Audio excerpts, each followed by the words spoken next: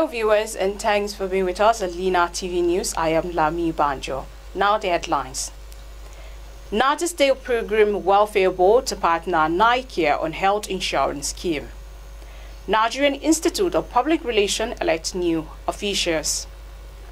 Nigerian Agricultural Quarantine Service set to crack down on food hoarders. Stay tuned for the full details.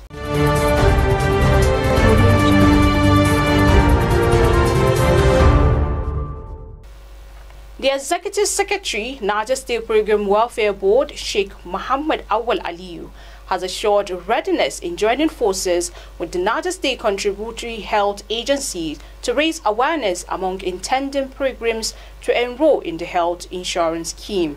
The Executive Secretary stated this during a courtesy visit by the Executive Secretary of NiCARE and his management team at the board's office today. Sheikh Muhammad Awal Aliyu reiterated the critical role of ensuring access to quality health care for intending pilgrims to shield them from unforeseen medical expenses post-pilgrimage. He stressed the importance of proactive measures to safeguard the health and well-being of pilgrims throughout their spiritual journey. Earlier in a speech, the Executive Secretary of the Niger State Contributory Health Agency, NiCARE, Suleiman Abubakar, said that they are in the board for sensitization and for collaboration, particularly in getting the intending pilgrims to enroll in the scheme.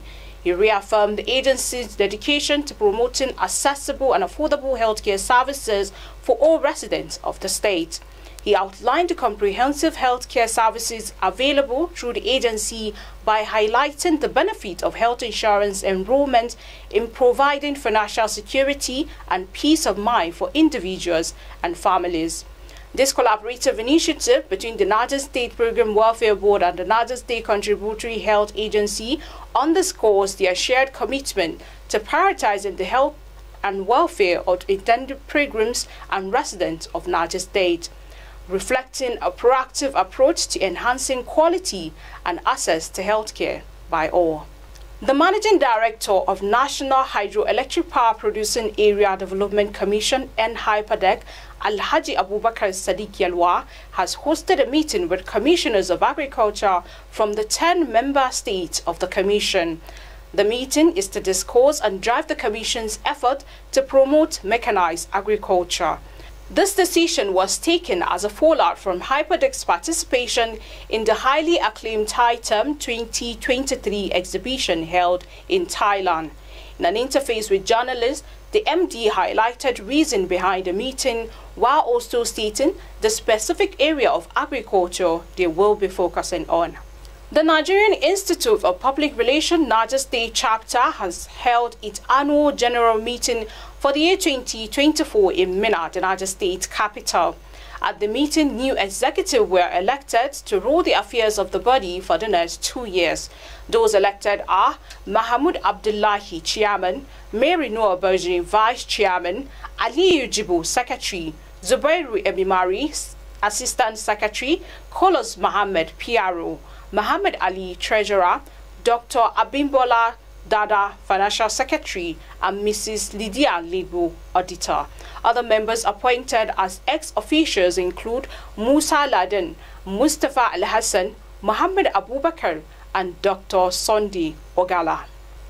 Former Minister of Defense, Lieutenant General Theophilus Danjuma, retired, has launched a project aimed at empowering and improving the livelihood of victims of crisis in Plateau State under the Victim Support Fund Initiative (VSF). Plateau State has witnessed perennial violence leading to death and displacement of hundreds of people. Notable among the recent attack in the state was the Christmas Eve invasion of 15 communities in Bokos local government area by gunmen who killed over 100 residents, burnt over 200 houses, and left about 10,000 people displaced.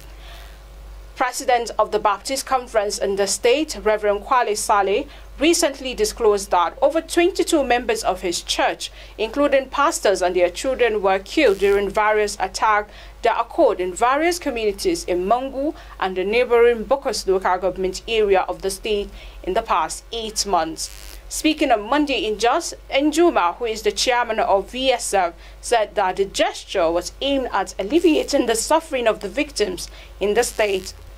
According to him, the intervention will cover food distribution, education, income generation, social support, and peace-building initiative. He explained that the program, which will cost VSF over 250 million naira to execute, will cover Basa, Bariki-Ladi, and Riam local government areas of the state. Nigeria Agricultural Quarantine Service has joined the clampdown on hoarders and smugglers of food items and other agricultural produce as it announced the deployment of more officers to Nigeria's land and sea borders. It says the move was to support the federal government's effort in stabilizing food prices nationwide and ensure food security in the country. It added that the decisive action is part of the agency's mandate to regulate the handling of agricultural produce in Nigeria, ensuring that they are safe for consumption and available at fair prices to the Nigerian populace. Today is World Day of Social Justice. The day 21st of February is set aside every year to create awareness on social justice in the society. As Nigeria joins the rest of the world to celebrate the World Day of Social Justice 2024, the Center for Social Justice has called on all tiers of government in Nigeria to take concrete and targeted steps to mainstream social justice into all processes, mechanisms, and instruments of governance. The theme for this year is World Day of Social Justice, Bridging Gaps, Building Alliances. It indicates that there is no better time than now for the government to bridge the gap of increasing poverty, hunger, and degraded living condition occasioned by the rising cost of living.